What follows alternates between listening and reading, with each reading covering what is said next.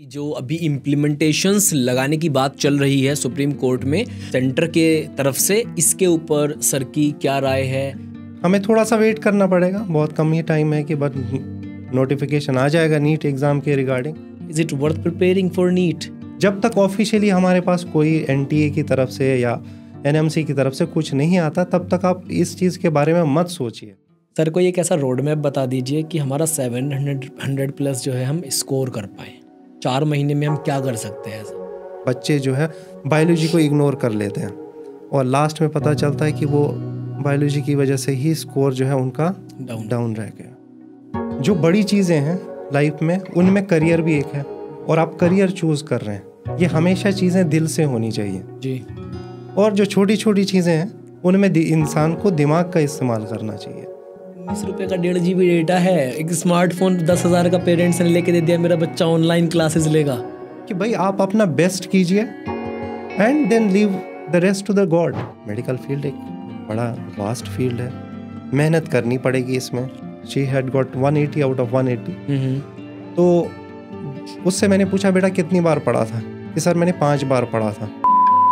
जी, एक बुक। जी। If you fail to plan then you are planning to fail. NEET 2025 में होने वाला है। बहुत सारे स्टूडेंट्स पैनिक में भी है। रीज़न है 2024 में क्या कुछ हुआ था, उसकी हियरिंग सुप्रीम कोर्ट में चल रही थी। 2 जनवरी को एक सुप्रीम कोर्ट में हियरिंग हुई जिसमें बताया गया कि जो नीट 2024 वाला सो कॉल्ड एनटीए स्कैम हुआ था, उसके बाद में एक 7 लोगों की कमेटी बनाई गई थी। उन्होंने कुछ रिकमेंडेशंस दिए थे कि ये इम्प्लीमेंट कर देने चाहिए नीट की ट्रांसपेरेंसी और सिक्योरिटी को बढ़ाने के लिए। 2 जनवरी को सुप्रीम कोर्ट ने कहा कि 3 महीने के अंदर अंदर आपको जवाब देना है और सेंटर ने कहा कि हम ये जो रिकमेंडेशंस हैं एक्सपर्ट पैनल के द्वारा इन्हें लागू कर देंगे।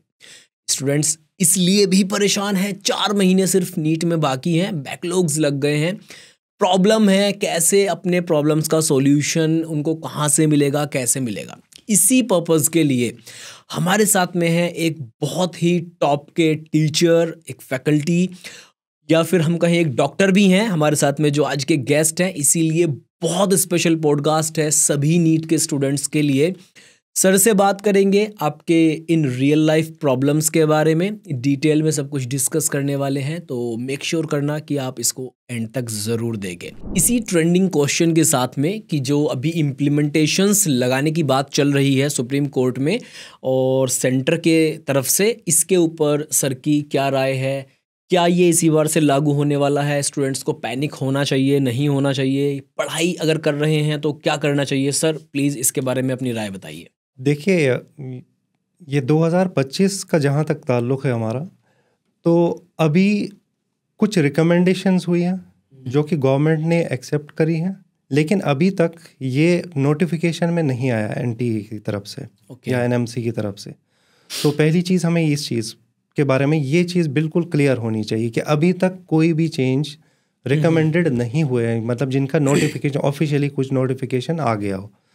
एंड जहाँ तक लग रहा है कि इस साल काफ़ी कम उम्मीद है कि इसी साल से ये जो 2 फेज़ वाला चीज़ें हैं या हाइब्रिड मोड में टेस्ट होने के काफ़ी कम उम्मीद है कि ये शायद हो पाए 2025 से 2025 से बहुत कम, क्योंकि इसके लिए प्रिपरेशन बहुत सारी चीज़ें करनी पड़ेगी। 20 लाख से भी ज़्यादा स्टूडेंट्स एग्जाम दे रहे, इतना ईजी तो नहीं रहेगा शायद। जी बिल्कुल, ये बहुत मुश्किल है, क्योंकि आप सोचिए 20 लाख के लिए आप दूसरे एग्ज़ाम से मत कंपेयर करिए। आप जेईई का करते हैं, ठीक है, वो कंप्यूटर बेस्ड है, तो सेंटर्स बहुत कम है, अर्बन सेंटर्स है हमारे। जब 20 लाख का ये नंबर जो आता है, तो अर्बन सेंटर्स के साथ साथ रूरल एरियाज़ में भी करने की वो है।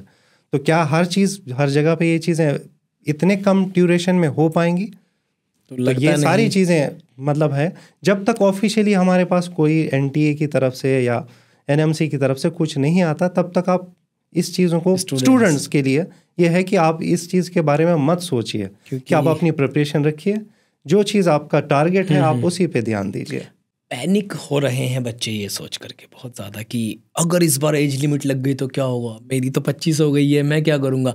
अटेम्प्ट लिमिट लग गई तो क्या होगा, मैं 3 दे चुका हूँ, चौथा पता नहीं देने मिलेगा नहीं मिलेगा, या 2 फेज़ में एग्ज़ाम। तो ये जो पैनिक हो रहे हैं बच्चे, क्या ज़रूरत है पैनिक होने की? नहीं, बिल्कुल भी नहीं।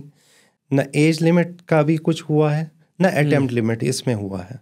कुछ अभी तो ऐसा नहीं है। अभी कुछ भी ऐसा नहीं है, तो हमें थोड़ा सा वेट करना पड़ेगा। बहुत कम ही टाइम है कि बस नोटिफिकेशन आ जाएगा नीट एग्ज़ाम के रिगार्डिंग। तो इस चीज़ों में बच्चे ने पहले से मेहनत करी हुई है कि 1 साल से कर रहा, 2 साल से, तो इन सारी चीज़ों पे उसको फोकस करना नहीं चाहिए इस वक्त। तो अपने आप को किसी तरह से पढ़ाई में लगाइए, तो वही बेहतर रहेगा हमारे लिए। एक ज़रूरी चीज़ और, जब एक बच्चा 12th क्लास पास करके आता है और उसको बहुत सारा, एक तो सोसाइटी का प्रेशर है कि ये क्या करेगा आगे चल के, कर पाएगा नहीं कर पाएगा। दूसरा, वो ऐसे सिनेरियोज देख रहा है जो हो रहे हैं, नीट 2024 में क्या हुआ, या पेपर लीक से जुड़ी उसने कुछ खबरें सुन ली, चाहे हुआ नहीं हुआ, सुप्रीम कोर्ट ने मना कर दिया, इतना बड़ा ज़्यादा कुछ नहीं हुआ है, बट एक स्टूडेंट के मन में एक ऐसी चीज़, एक ऐसा सवाल पैदा हो जाता है कि यार मुझे प्रिपेयर करना चाहिए 2025 के लिए या 26 के लिए, 27 के लिए। Is it worth preparing for NEET? तो इस पे क्या कहेंगे? बिल्कुल, देखिए, जिसने ये सोच लिया कि मुझे मेडिकल फील्ड में जाना है, तो पहली बात उसका टारगेट MBBS है।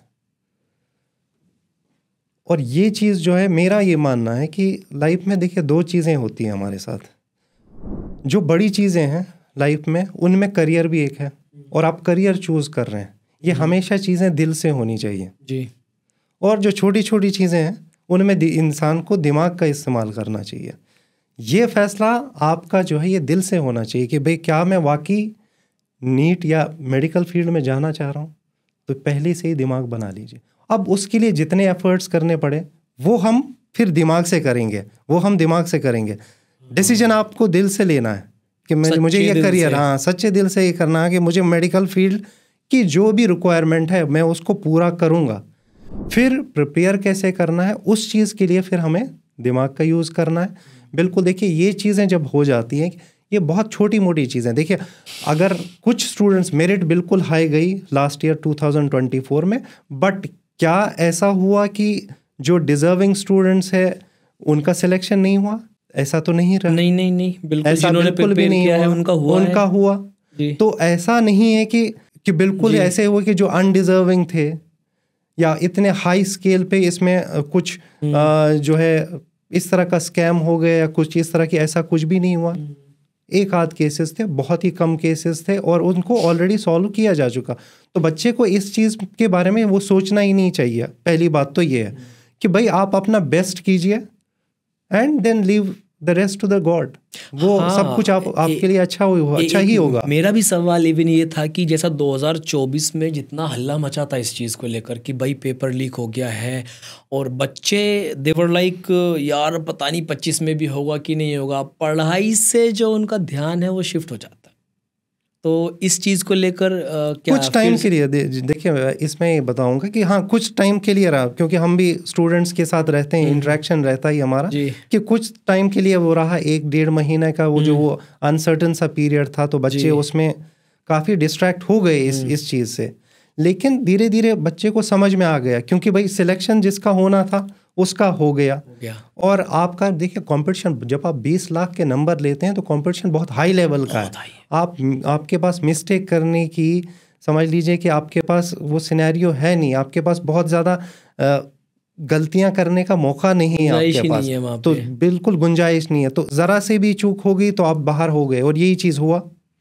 और जो पढ़ने वाले बच्चे, मेरा तो मानना है कि जितना भी आप पेपर जिसको बोलें कि अच्छी लेवल का आएगा, वो उनके लिए हमेशा वो बेनिफिट ही प्रोवाइड करेगा। क्योंकि जब पेपर थोड़ा समझ लीजिए कि आसान लेवल का आता है तो उनके लिए कंपटीशन बढ़ जाता है। मतलब आप कह रहे हैं कि पेपर टफ है, अगर जो पढ़ने वाला बच्चा उसके लिए आसान होगा। बिल्कुल, उसके लिए कंपटीशन कम हो जाता है, क्योंकि वो कुछ ही बच्चे कर पाते हैं।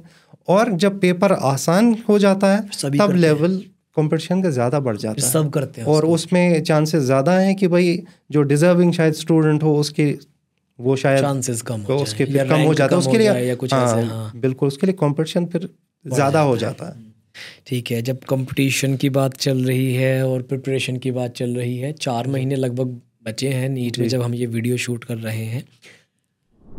एक बहुत जनरल सा क्वेश्चन जो हमने अपने वीडियोस पे भी बहुत देखा, और जो दूसरे कोचिंग वाले वीडियोस बनाते हैं उन पे भी बहुत देखा, बच्चों से बात की, उनका भी बहुत बड़ा एक क्वेश्चन था कि सर कोई एक ऐसा रोड मैप बता दीजिए कि हमारा 700 प्लस जो है हम स्कोर कर पाएँ 4 महीने में। हम क्या कर सकते हैं ऐसा?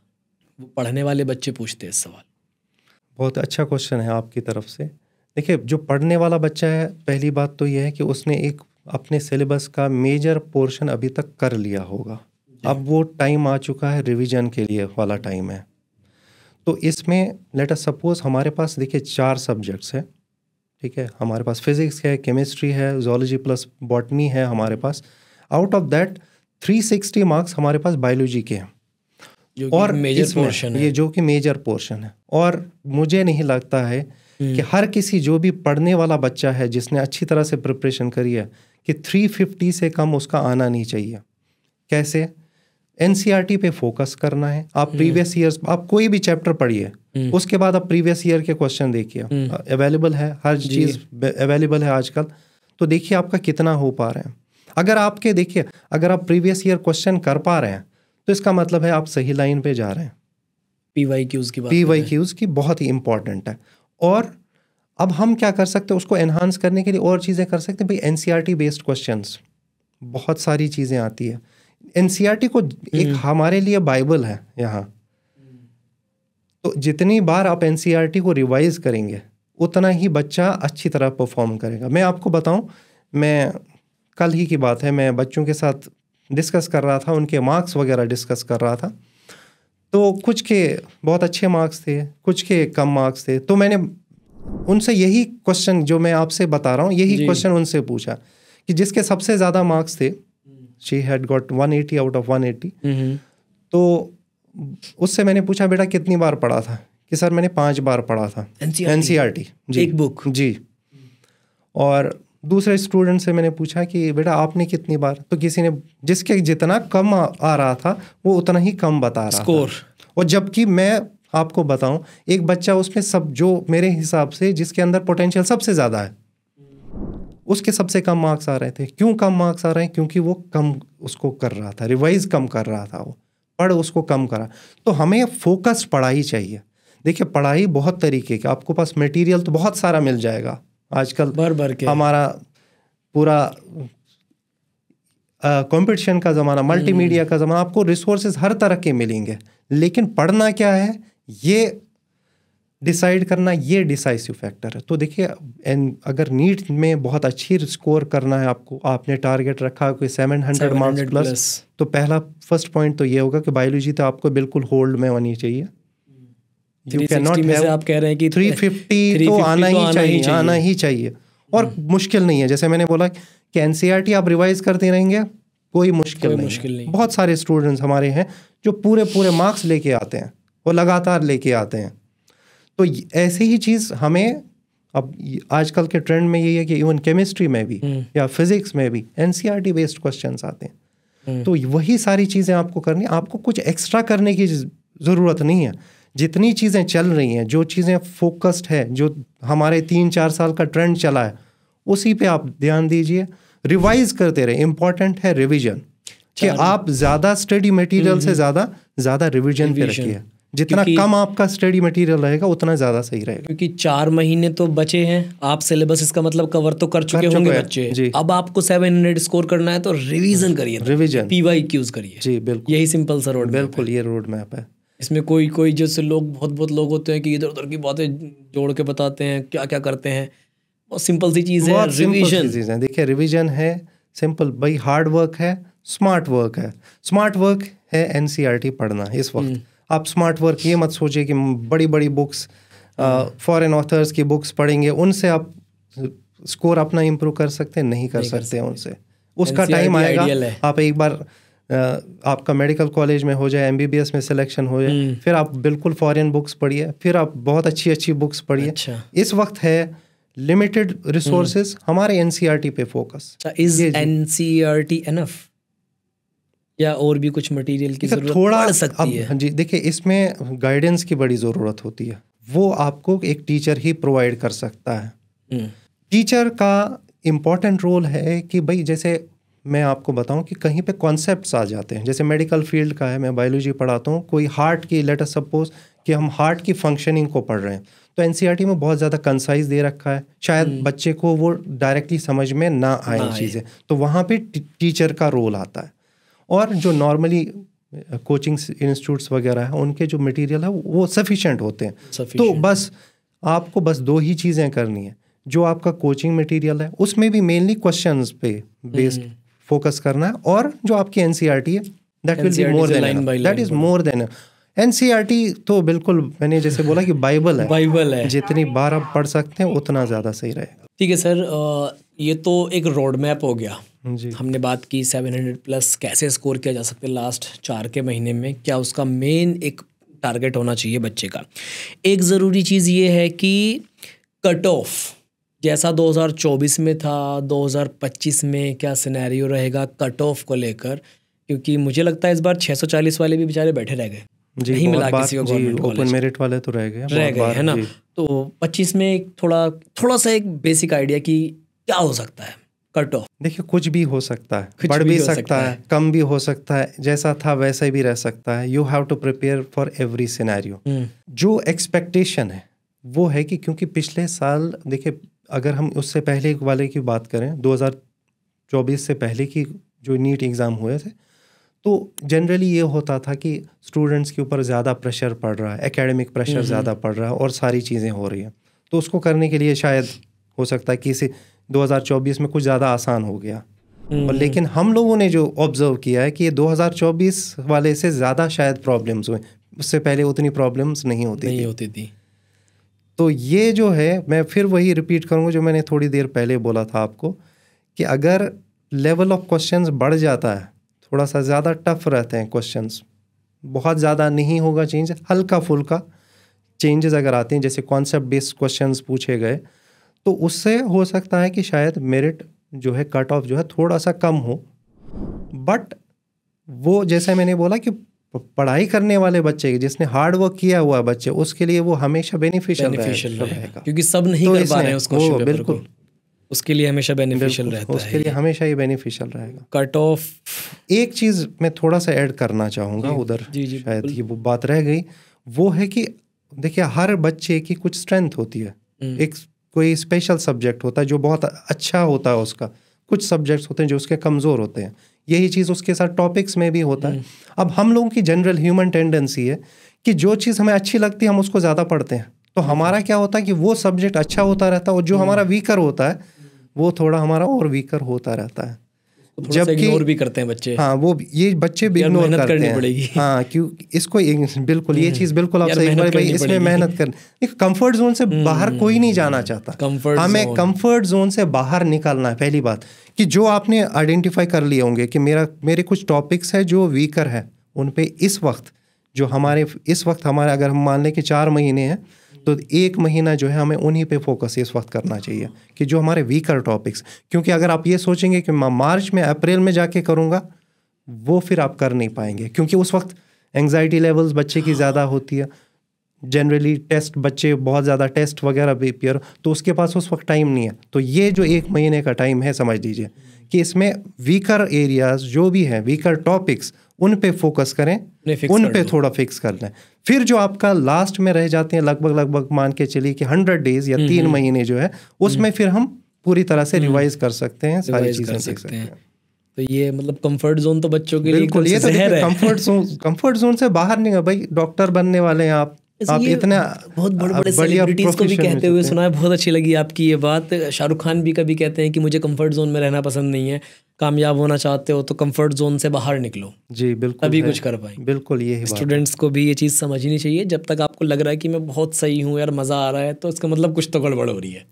बिल्कुल, ये बात सही है। देखिए कुछ होता है कि हमारे जो सीरियल्स होते हैं या मूवीज़ होते हैं, कुछ उन्होंने ऐसा रोमांटिसाइज कर दिया कि भाई पढ़ाई में तो बहुत मज़ा आना चाहिए, आना भी चाहिए, आता भी है, लेकिन लाइफ में जो है दोनों तरह की चीज़ें होती है।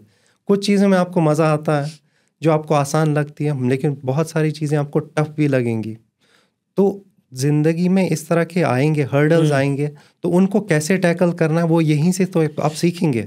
ये तो आपकी ट्रेनिंग हो रही है। आप मेडिकल फील्ड में जाने वाले, वहाँ पे इतने सारे सब्जेक्ट्स हैं, आपको किस तरह के सिनेरियो, किस तरह के पेशेंट होंगे आपके पास, तो उनको ये आज ही से आपको माइंड को ट्रेन करना है कि अपने कंफर्ट जोन से बाहर निकल के, क्योंकि कुछ चीज़ें तो कॉम्पिटेंस में आनी ही चाहिए। आपका सब्जेक्ट मान लीजिए कि फिजिक्स बहुत अच्छी लगती है किसी को, तो वो बायो को इग्नोर करते हैं, या किसी को बायो अच्छी लगती है वो फिजिक्स को इग्नोर करते हैं। तो ये जो टेंडेंसी है, ये इससे बाहर निकलना बहुत जरूरी है। ये चीज हमारे साथ भी हुई थी, ये सबके साथ है, ये सबके साथ है, ये सबके साथ है। जिसने इसको टैकल कर लिया तो मुझे लगता है वही लाइफ में आगे बढ़ता है, वही लाइफ में आगे बढ़ता। अभी आपने मूवीज की बात की और एक वर्चुअल लाइफ से रिलेटेड कुछ बात बोली कि ऐसा दिखा दिया जाता है, ऐसा माइंडसेट बना दिया जाता है। रील्स, इंस्टाग्राम, सोशल मीडिया बहुत ज़्यादा डिस्ट्रैक्शन का आज के टाइम पर सब्जेक्ट है। बच्चे कितने इस चीज़ को लेकर, मतलब पेरेंट्स को दिखा रहे हैं कि प्रिपरेशन कर रहे हैं, सोसाइटी को दिखा रहे हैं प्रिपरेशन कर रहे हैं, एडिक्शन लगा पड़ा है इंस्टाग्राम का, नुकसानदायक है? बिल्कुल है। मगर शायद आपने अभी देखा हो 2024 का word of the year declare किया गया था ब्रेन रॉट को। ब्रेन रॉट, जी, ब्रेन रॉट तब होता है जब ऑनलाइन कंटेंट कॉन्स्टेंटली कंज्यूम करने की वजह से आपका जो दिमाग है वो बिल्कुल काम करना छोड़ देता है, एक तरह से ठप हो गया। तो ये चीज़ आजकल की जनरेशन के लिए तो बहुत ही डिस्ट्रैक्टिंग है। अब मैं ये नहीं कहता हूँ कि आप बिल्कुल सोशल मीडिया बिल्कुल छोड़ दीजिए, कि आपका अकाउंट ही ना देखे, छोड़ देंगे बिल्कुल तो बहुत ही अच्छा है। अब इसमें क्या कर सकते हैं, उसको कंट्रोल किया जा सकता है। देखो, पहली चीज़ तो ये होनी चाहिए 4 महीने में तो यूज़ होना नहीं चाहिए। अब ये 4 महीने बिल्कुल, हाँ, इस 4 महीने में तो बिल्कुल त्याग देना चाहिए कि बिल्कुल है। अब मान लीजिए कि कोई बच्चा है कि वो तो भाई रहना चाहता है, थोड़ा करना चाहता है, उसको रिलैक्सेशन इससे मिल, तो इसमें आप अपने मोबाइल फ़ोन्स या जो भी आप यूज़ करते हैं उससे अनइंस्टॉल कर दीजिएगा। सोशल मीडिया जितनी भी है अनइंस्टॉल कर दीजिए। जब आपको लगता है कि हाँ थोड़ा सा मैं रिलैक्स होना चाहता हूँ वीक में आधे घंटे के लिए, 1 घंटे के लिए, तो आप उस टाइम इंस्टॉल कर लीजिए। उससे आपको जो बीच बार बार आदत हो गई है, हैबिट हो गई है हमारी कि भाई बार बार मोबाइल की तरफ देखने की, तो ये इस चीज़ से बचना बहुत ज़रूरी है भाई। लाइफ ये आपके सबसे प्रोडक्टिव ईयर्स है बच्चों के लिए, तो अगर इसको इस तरह से हम उसको अपना टाइम खराब करेंगे तो ये आगे के लिए भी अच्छा। अवेलेबिलिटी भी तो है, 19 रुपये का 1.5 GB डेटा है, एक स्मार्टफोन 10,000 का पेरेंट्स ने लेके दे दिया, मेरा बच्चा ऑनलाइन क्लासेस लेगा, तो अवेलेबिलिटी भी तो है, वो डिस्ट्रैक्ट क्यों नहीं होगा? वो है तो फैक्टर्स हैं बिल्कुल सही बच्चे को, लेकिन उसमें फिर मुझे लगता है कि कंसिस्टेंसी और डिसिप्लिन नहीं हो पाता, मेंटेन भी करना चाहिए, फिर बहुत मुश्किल है। देखिए, पहली बात जो मैंने बोला कि नहीं रखिए, ये 4 महीने अब आपके पास टाइम नहीं है, आप छोड़ दीजिए बिल्कुल। और अगर वर्स्ट केस सिनेरियो कि भाई नहीं छोड़ सकते तो वीक में 1 आवर आप रख लीजिए, हाफ आवर, 1 आवर से ऊपर तो नहीं जाना चाहिए, उस टाइम इंस्टॉल कर लीजिए, ताकि आप इन जनरल जो है आप जो भी आपको इन टच रहें अपने फ्रेंड से या जो भी आपके रिलेटिव्स वगैरह हैं, वरना बिल्कुल भूल जाइए। सिंपल सी बात है, इस वक्त तो भूल जाना चाहिए। इससे ऑनलाइन से हमें कुछ ध्यान आया, 2 तरह की आज के टाइम पर प्रिपरेशन हो गई है, एक ऑनलाइन है और एक ऑफलाइन है जी। ऑनलाइन मोड भी अवेलेबल है, ऑफलाइन मोड भी अवेलेबल है। Which one is better? किसको ज़्यादा प्रेफरेंस देनी चाहिए, या कुछ ऐसी चीज़ है जो बच्चों को ध्यान में रखनी चाहिए? देखिए, इस एज ग्रुप में टीनेजर होता है जो बच्चा बेसिकली प्रिपेयर कर रहा होता है नीट में जी, इसमें बच्चे को पहले ऑफलाइन की तरफ ही जाना चाहिए। ये तो पहली बात है कि ऑफलाइन ही जाना चाहिए, क्योंकि वहाँ पे लेवल ऑफ कंपटीशन भी एक रहता है। ऑनलाइन में जब आप वर्चुअल वर्ल्ड में रहते हैं, आप अपने घर में रह रहे हैं, तो आपको नहीं पता है कि दूसरा बच्चा क्या कर रहा है आपका। तो क्या होता है कि अगर मैंने एक कहीं पे बात सुनी थी कि अगर आप किसी भी फील्ड में बहुत अच्छा बनना चाहते हैं तो आप उनके साथ रहिए जो कि बहुत कॉम्पिटिटिव है उस पर्टिकुलर फील्ड में। तो आपका खुद, हाँ, आप खेलना चाहते हैं, आप क्रिकेट बहुत अच्छा खेलना चाहते हैं, बैडमिंटन बहुत अच्छा खेलना, या चेस खेलना चाहते हैं, तो ऐसे प्लेयर्स के साथ खेलिए जो बहुत अच्छे हों, तो आपका लेवल खुद बढ़ेगा, लेवल बढ़ेगा। सेम थिंग, कंपटीशन फील होगा, तो वो पंप अप कर। मैंने जो चीज़ खुद भी देखी है कि जितना इम्पोर्टेंट एक टीचर का रोल है, उतना ही इम्पोर्टेंट रोल होता है जो आपके कलीग्स है, जो आपके फ्रेंड्स हैं, कि अगर वो आपको कॉम्पिटिटिव एनवायरनमेंट प्रोवाइड करते हैं तो आपका लेवल बढ़ेगा डेफिनेटली। और ये चीज़ ऑनलाइन उसमें हो नहीं पाती है। देखिए हम सोशल एनिमल है, ह्यूमन बींग्स है, तो हमें मोटिवेशन चाहिए होता है। तो वो कब होगा? जब एक दूसरे बच्चे के साथ आपका एक हेल्दी कंपटीशन होता है क्लासरूम सिनेरियो में। तो इसलिए इस पर्टिकुलर एज ग्रुप में देखिए हायर लेवल पे अगर हम बोलते हैं कि भाई पोस्ट ग्रेजुएशन लेवल पे, उस पे वो एक स्टूडेंट कर सकता है कि भाई ऑनलाइन, हाँ वो मैच्योरिटी आ जाती है। अभी इनका तो आप भी माशाल्लाह से जो है ये मेडिकल फील्ड के, तो जो सेरिब्रम होता है, जो सेरिब्रल कॉर्टेक्स हम लोग बोलते हैं, तो वो डेवलप ही अभी हो रहा होता है। तो अभी हाँ जी बिल्कुल बहुत सारी चीजें हैं, इधर उधर भी ध्यान तो जब तक आपका हाँ बिल्कुल अपना जो सेरिब्रल कॉर्टेक्स जिसको हम बोलते हैं वो आपको कंट्रोल में करना आता है, तब तक बेहतर वही है कि आपका माहौल ऐसा होना चाहिए। और माहौल प्रोवाइड हो सकता है आपको ऑफलाइन में ही, ऑनलाइन में ये चीज़ें अवेलेबल चीज़ें नहीं है। ऑनलाइन में हाँ घर के उसमें भी तो बैठे हैं, कंफर्ट जोन में बैठा है बच्चा, कंफर्ट जोन अपने बेडरूम से बेड में बैठ के पढ़ रहा है। वो पता चल रहा है कि भाई ऑनलाइन क्लास देख रहा था, उधर यूट्यूब पे चला गया, नोटिफिकेशन इंस्टाग्राम पे चला गया, नोटिफिकेशन आ गया, उधर से चला गया, और उसको पता चला कि 3 घंटे में तो ऐसे खराब हो गए। तो वो मैच्योरिटी होनी चाहिए, वो बहुत मुश्किल है सर, मतलब ये बिल्कुल एडिक्शन अब हो गया है, तो इसको छोड़ना तो पॉसिबल है नहीं।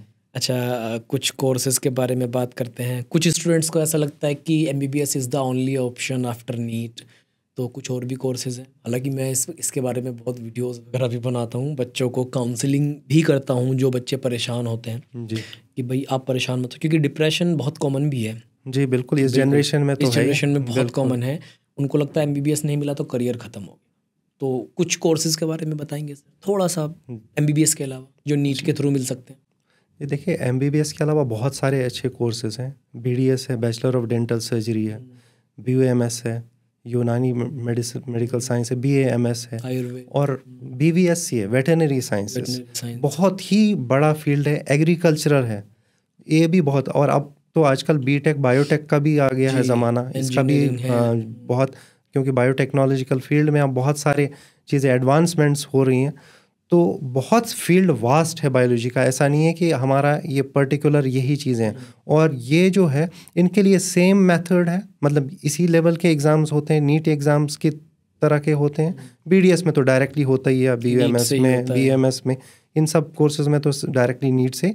BVSC वगैरह के लिए भी अपने जो टेस्ट होते हैं उनके, वो भी बेसिकली सेम पैटर्न पे है। तो अगर आप जी सेम सिलेबस है, कोई चीज़ चेंज नहीं है। तो अगर आप नीट के लिए तैयार कर रहे हैं तो आप बहुत सारे और चीज़ों के लिए बताएं।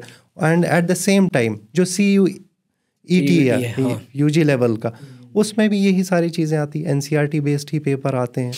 तो आप एक तरह से समझिए नीट जब आप प्रिपेयर कर सकते हैं तो आप दूसरे बहुत सारे कोर्सेज के लिए आप एलिजिबल हो जाते हैं, जिनका इंडिया में भी और बाहर भी बहुत ही अच्छा जो है करियर प्रोस्पेक्टस है, स्कोप है। एक एस्पिरेंट जब तैयारी करता है ना, तो अपने साथ में बहुत सारे इमोशंस, एक सोसाइटी का प्रेशर, पेरेंट्स का भी प्रेशर हो सकता है, और खुद की चॉइस भी हो सकती है। ये सब कुछ लेके वो प्रिपरेशन करता है, लेकिन कई बार डिस्ट्रैक्शंस होते रहते हैं। उसके लिए कंसिस्टेंसी, मोटिवेशन ज़रूरत पड़ती है। मेरा इसी में से निकाल के क्वेश्चन ये है, एक अच्छे नीट एस्पिरेंट की क्या पहचान है या क्या पैरामीटर है? देखिए, पहली चीज़ आपको डिसाइड करना है कि करना क्या है। आपको मेडिकल फील्ड में जाना है, MBBS करना है, तो नंबर 1 तो पहली चीज़ तो ये है। उसके बाद ये पता होना चाहिए कि भाई किस तरह से करना है। एक प्लान होना चाहिए। एक प्लान होना चाहिए, बिल्कुल। मैंने एक बहुत फेमस कोटेशन है that if you fail to plan then you are planning to fail. अच्छा जी, ये अमेजिंग है। तो ये जो है हाँ, एक प्लान, मतलब हर ज़माने के देखिए ट्रेंड चेंज होता है हर टाइम पे। हमारे टाइम पे जैसे कंपटीशन होता है, बिल्कुल अलग तरह का पैटर्न था, आज अलग तरह का पैटर्न है। तो आपको पहली चीज़ तो ये देखना है कि भाई किस तरह से कर, एंड देन जब आपको प्लान पता चल गया, एक प्लान आपने चॉक आउट किया, देन 2 चीज़ें बड़ी इंपॉर्टेंट, एक डिसिप्लिन और एक कंसिस्टेंसी। जी, जिसको हम बोल दें कि भाई एटीट्यूड होना चाहिए। 2 चीज़ें एक होती है, एक होता है एप्लीट्यूड, कि भाई एप्लीट्यूड आप में एक पोटेंशियली आपके अंदर क्या है। भाई आपको चीज़ें साइंस की समझ में आती है, फिज़िक्स की समझ में आती है, केमिस्ट्री की समझ में चीज़ आती है, या बायोलॉजी की चीज़ें समझ में आती है। ये चीज़ हम बोलते हैं कि भाई एप्लीट्यूड है कि नहीं है। और एक चीज़ होता है एटीट्यूड। एटीट्यूड 2 ही चीज़ों से बनता है, कंसिस्टेंसी एंड डिसिप्लिन। तो अगर आप डिसिप्लिन का मतलब क्या है, कभी मन नहीं कर रहा है पढ़ाई का, तब भी पढ़ाई करनी है। ये जो चीज़ है, जिस दिन आपने ये चीज़ सीख ली तो समझ लीजिए आपको कामयाबी से कोई नहीं रोक सकता। एक आइडियल एस्पिरेंट बन जाएंगे आप। बिल्कुल यही चीज़ है। कुछ लोगों को हम देखते हैं, उन्होंने नीट भी क्वालिफाई किया है, उन्होंने फिर पीजी भी किया है, उन्होंने फिर सिविल सर्विसेज के एग्जाम भी निकाल लिए, और वो आज भी कोई उनको एग्जाम दे तो वो पास कर लेते हैं। बिल्कुल, वो डिसिप्लिन के बगैर ये चीज़ हो नहीं सकती, पॉसिबल नहीं है। अच्छा, इससे एक और चीज़ याद आती है, एम्स, जहाँ लाइक मेडिकल स्टूडेंट्स का सपना होता है कि भाई हमें एम्स में जाना। एम्स लाइफ के बारे में अगर पता चले थोड़ा सा तो मोटिवेशन बच्चों को शायद अच्छी मिले। देखिए, एम्स जो है हर किसी मेडिकल स्टूडेंट का एक ड्रीम इंस्टीट्यूट है। ये इंडिया ही नहीं, बहुत सारे बाहर के कंट्रीज से लोग आते हैं वहाँ पे ट्रीटमेंट के लिए। एक अपना ही उसका एक, जिस तरह से समझ लीजिए कि इंजीनियरिंग स्टूडेंट्स के लिए IITs है, तो हमारे मेडिकल स्टूडेंट्स के लिए एम्स है। वो भी पर्टिकुलरली एम्स दिल्ली हो तो कहने मज़ा ही आ जाए, अलग ही। तो बहुत अच्छी है। अगर आपको मोटिवेशन चाहिए तो कभी भी आप क्या कर सकते हैं, बच्चे को जो आसपास के एरियाज़ के हैं, कभी भी दिल्ली एम्स में आके एक बार देख लीजिए कि किस तरह का सिनेरियो, कि कैसे हैं, कितने लोग हैं जो पूरे इंडिया से आते हैं यहाँ पे ट्रीटमेंट करने के लिए। फिर ये तो होगी वो वाली बात कि भाई आप सोसाइटी को क्या दे सकते हैं। आप एक बार एम्स में आपका हो जाता है तो आप समझ लीजिए कि you are training under the best of the doctors, India में तो एटलीस्ट है ही। दूसरी चीज़, कैंपस लाइफ आप देखिए उसके तो इट इज़ जस्ट अमेजिंग। आप ग्रीनरी देखिए, दिल्ली जैसी जगह में ग्रीनरी आपको मिल रही है, हर तरह की स्पोर्ट्स फैसिलिटी अवेलेबल है, आपको एक्स्ट्रा करिकुलर एक्टिविटीज़ के लिए बहुत सारे यहाँ पे आपको जो है मौके मिलते हैं। तो ये सारी चीज़ें भी, हॉस्टल्स कितने ज़बरदस्त आलीशान है वहाँ पे हॉस्टल्स, तो ये सारी चीज़ें बच्चे के लिए एक अलग से ही एक मोटिवेशन का काम कर सकते हैं। बहुत अच्छी लगी ये बात। कुछ बच्चे क्या करते हैं, पेपर लिख रहे हैं, बहुत अच्छी से पढ़ाई की थी, मतलब एकदम जी जान लगा दिया था, OMR शीट गलत फिल करके आ गए। तो इसका प्रैक्टिस कैसे कर सकते हैं? देखिए, इसमें एक चीज़ जो मैं कहूँगा कि हर बच्चे को बिल्कुल, खासकर जो इस वक्त है, जो लास्ट का टेस्ट सीरीज़ कहीं ना कहीं पे ज्वाइन करनी चाहिए। और जब आप टेस्ट सीरीज़ ज्वाइन करते हैं तो OMR शीट्स भी आपको उसके साथ साथ प्रैक्टिस हो जाएगी। प्रैक्टिस करना भी ज़रूरी है। प्रैक्टिस करना भी बहुत ज़रूरी है। 1 साल 2 साल तैयारी करे, शीट गलत फिल कर दिया, तो ये चीज़ होना नहीं चाहिए। तो इसके लिए सबसे अच्छा यही है, एक बार आप घर पे एक मिल जाती है आपको, मार्केट में भी अवेलेबल है, कि जिससे आपको पूरा वो समझ में आ जाए भाई किस तरह से मुझे करना है। जब आपको रोल नंबर मिल जाए तो एक बार करके देख लें। वो और प्रैक्टिस करके देख सकते हैं। तो ये सारी चीज़ें बड़ी इंपॉर्टेंट, खासकर बैकलॉग्स के बारे में थोड़ा सा बताएंगे। आप एक टीचर हैं, बच्चों को पढ़ाते हैं, बच्चे क्या करते हैं कि बच्चा है, कहीं ना कहीं तो वो भी गलतियां भी करता है, और कहीं ना कहीं वो थोड़ा सा ये कोताही भी करता है भाई कि मैं ठीक है थोड़ा सा इग्नोर कर दिया, बैकलॉग लग गए, 4 महीने बचे हैं। कोई टिप्स ऐसे हैं जो बैकलॉग्स बच्चा क्लियर कर सके? बैकलॉग्स के लिए देखिए, मैंने जो बोला था आपको कि रिवीजन इम्पॉर्टेंट है। तो अगर किसी वजह से बैकलॉग्स लग गए हैं तो जो अभी चल रहा है आपका, जो पढ़ाई का चल रहा है, जो अभी टॉपिक जो भी चल रहे हैं, वो उसको तो आप आगे चलाते रहिए, ठीक है, उसको मैं नहीं रोकूंगा। बट आपको वीक में कुछ दिन आपको देने पड़ेंगे, कम से कम एटलीस्ट 2 दिन या मे बी 3 डेज की, जिस हिसाब से जितने आपके एक्स्ट्रा टाइम देना पड़ेगा, जिसमें कि आप बैकलॉग्स को कवर कर सकें। जी, ये बहुत, जो मैंने उधर बोला था आपको एक पॉइंट कि वीकर एरियाज, उसमें बैकलॉग भी एक तरह से आ जाएगा, है ना। तो उन पे पहले ज़्यादा, ये हमारे पास 1 महीना जो बचा हुआ, ये बड़ा इंपॉर्टेंट है इस वक्त, क्योंकि ये डिटरमिन करेगा, जब आपने एक बार सिलेबस कवर कर लिया है तभी आप फिर आगे जा सकते हैं रिवीजन की तरफ। बहुत सारी मिस्टेक्स भी करते हैं बच्चे, अब लास्ट टाइम चल रहा है, तो कुछ ऐसा बता सकते हैं कि कुछ मिस्टेक्स जो बच्चे ना करें, how to avoid mistakes, silly mistakes कर जाते हैं बच्चे, कुछ भी हो, अब ड्रेस स्टाइल, ड्रेसिंग का वो है कोड होता है जी, होता है, या फिर कुछ अंदर कुछ मटेरियल लेके जाना है, या और भी बहुत सारी मिस्टेक्स हो सकती हैं। तो कौन कौन सी मिस्टेक्स अवॉइड कर सकते हैं बच्चे लास्ट टाइम पर, या पढ़ाई लिखाई से रिलेटेड, अपना रिवीजन से रिलेटेड?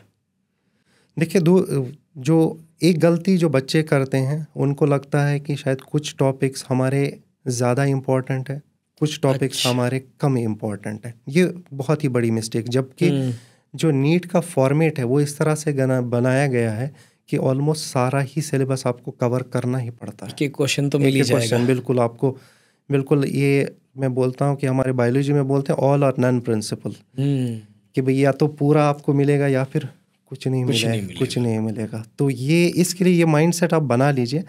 तो क्या होगा कि इससे आप ये टॉपिक्स जो है वीकर एरियाज जो मैंने बोला, या टॉपिक्स छोड़ने वाले, ये गलती ना करें, ये बिल्कुल ना करें। या एक ही सब्जेक्ट पे ज़्यादा फोकस कर देते हैं कि भाई बच्चे कई बार होता है बच्चों का कि भाई फिज़िक्स बहुत इंपॉर्टेंट, बिल्कुल इंपॉर्टेंट हर सब्जेक्ट, लेकिन उतना ही इम्पॉर्टेंट। ऐसा ना हो कि आप दूसरा सब्जेक्ट उसके चक्कर में छोड़ दें। मैंने बहुत ये चीज़ मैंने बहुत बार देखी है कि बच्चे जो है बायोलॉजी को इग्नोर कर लेते हैं और लास्ट में पता चलता है कि वो बायोलॉजी की वजह से ही स्कोर जो है उनका डाउन रह गया। तो इस तरह की गलतियां बिल्कुल ना करें। जैसे देखिए, हमारा फिज़िक्स और केमिस्ट्री जो है वो कॉन्सेप्ट बेस्ड है। बायोलॉजी में हमें चीज़ें ज़्यादातर याद रखने वाली, ज़्यादातर चीज़ें कॉन्सेप्ट में, थ्योरेटिकल में आ जाता है। तो जितना हम नीट एग्ज़ाम के पास में जाएंगे तो हमें क्या करना है, थोड़ा बायोलॉजी पे फोकस ज़्यादा करना है। इधर जो इस वक्त का टाइम है, आपके कॉन्सेप्ट क्लियर करने हैं, वो इस वक्त हो सकते हैं। वो आप ये मत सोचिए कि मैं लास्ट के 15 दिन में कोई कॉन्सेप्ट क्लियर करने वाला हूँ, नहीं, वो चीज़ इस वक्त करने का टाइम है, वो टाइम नहीं है, टाइम है इस वक्त। ये महीना जो है आपका, ये बड़ा ही इंपॉर्टेंट है। तभी मैं बोल रहा हूँ कि आपका कोई भी चीज़ें रह गई हैं वो इसी महीने में करने की पूरी तरह से कोशिश। उसके बाद सिर्फ रिवीजन, उसके बाद तो रिवीजन होना चाहिए। एक चीज़ और है, मान लीजिए बच्चा 2 घंटा 3 घंटा 4 5 6 घंटा जो भी पढ़ रहा है, एक बहुत कॉमन चीज़ सुनने में आती है कि बेटा अभी तो पढ़ लो नीट के लिए जितना पढ़ना है, एडमिशन होने के बाद इससे डबल पढ़ना पड़ेगा। क्या ये सच है?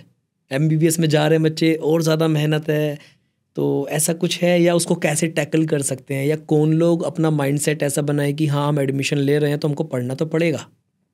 देखिए, मेडिकल फील्ड में जब आपने चूज़ किया है तो पढ़ना तो पड़ेगा।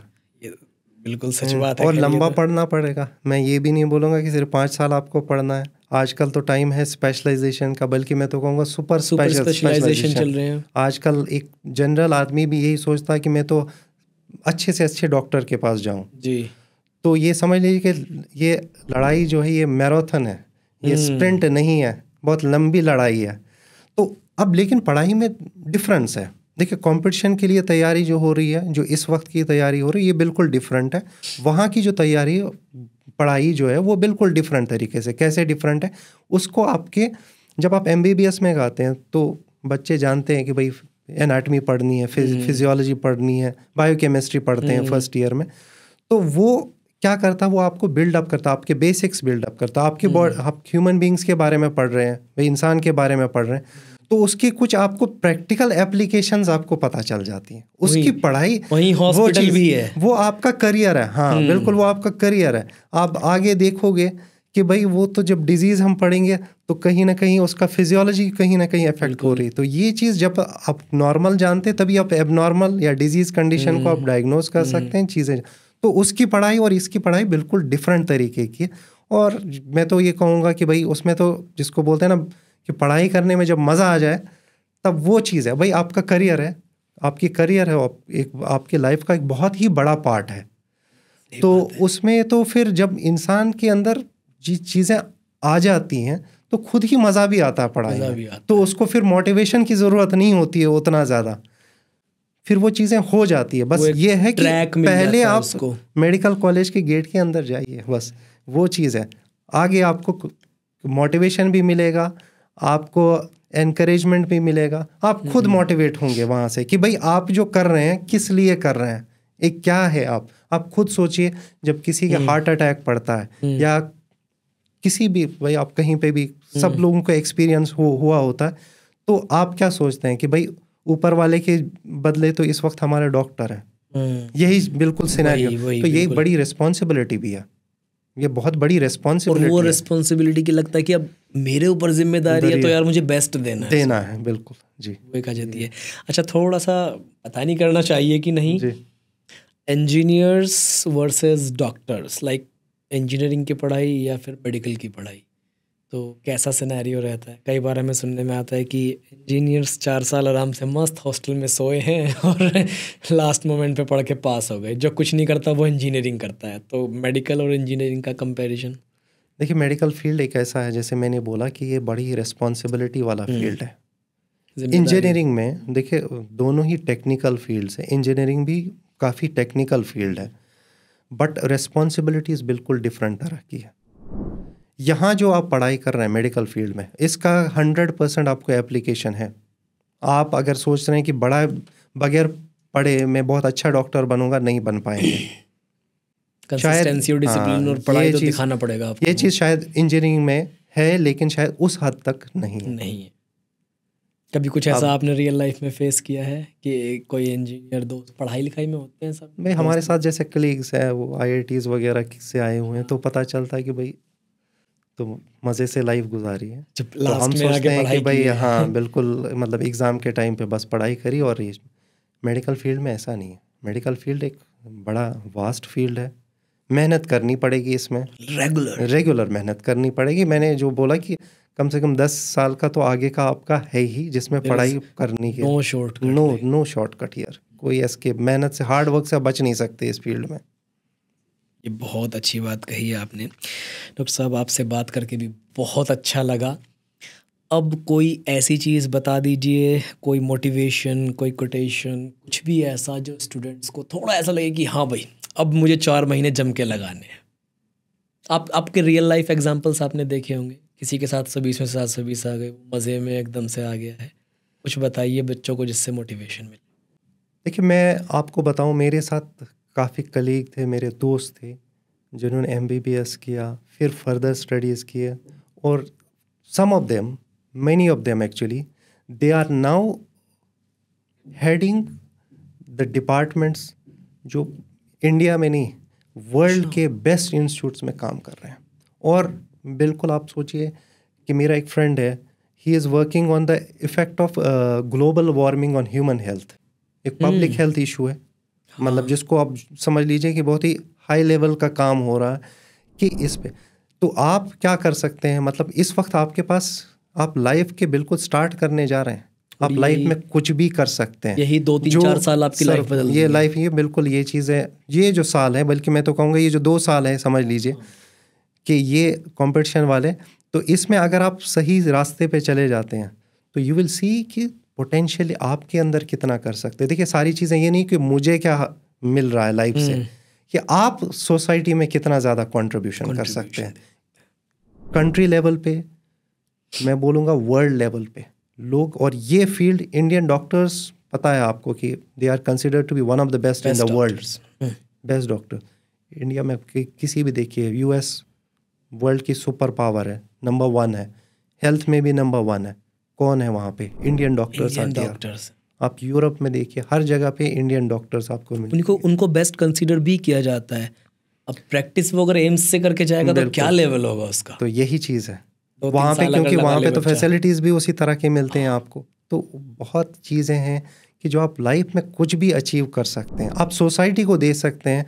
आप अपने पेरेंट्स को कितना, आप खुद सोचिए, उन्होंने कितना आपके लिए हार्ड वर्क किया होगा, आप कितनी मेहनत करते हैं, तो आप अपने पेरेंट्स को, अपनी सोसाइटी को बहुत सारी चीज़ें दे सकते हैं। That should be the real motivation for everyone. बहुत ज़रूरी भी है कि अपने लिए जो होगा वो तो होगा ही, बढ़िया ही होगा ही, सोसाइटी भी बहुत बढ़िया होगा हमारे लिए। वही हमारा लाइफ का गोल भी होना चाहिए। ज्ञान बांटने से बढ़ता भी है। चीज़ें आप किसी को देंगे तो पलट के आपके अच्छे रूप में वापस भी आएंगी। बिल्कुल बिल्कुल बिल्कुल, ये बहुत अच्छी चीज़ है। स्टूडेंट्स से भी कभी मेरी मुलाकात होती है, मिलता रहता हूँ, तो कहता हूँ 2 साल हैं आपके हाथ में है, जिस डायरेक्शन में मोड़ोगे लाइफ मुड़ जाएगी। बिल्कुल यही सही बात है। अच्छी तरफ मोड़ोगे, अच्छी तरफ मुड़ जाएगी। कल को 5 साल बाद आप ऐसी जगह देखोगे आपको जहाँ आपने सोचा भी नहीं था। रिटर्न्स बहुत अच्छे मिलते हैं अगर आप अच्छी चीज़ें करते हैं तो। बिल्कुल सर। डॉक्टर साहब, और एक गुरु भी हैं आप, बहुत अच्छा लगा आपसे बात करके। कभी ज़रूरत पड़ी तो आपको दोबारा बुलाएंगे। स्टूडेंट्स के हित के लिए बहुत अच्छे से हम लोग काम कर रहे हैं, उनको मोटिवेट करने के लिए, आगे बढ़ाने के लिए। बहुत बहुत शुक्रिया आपका, आप हमारे यहाँ पर आए, बच्चों के लिए अच्छी बातें बताई, और आप जहाँ टीचिंग करते हैं उम्मीद करते हैं बच्चे आपसे वहाँ भी प्रेरित होते रहें, आगे बढ़ते रहें, डॉक्टर्स बने, इंजीनियर्स बने, जिस भी फील्ड में है टॉप पर पहुँचे। बहुत अच्छा लगा आपसे बात करके, thank you so much. Thank you very much.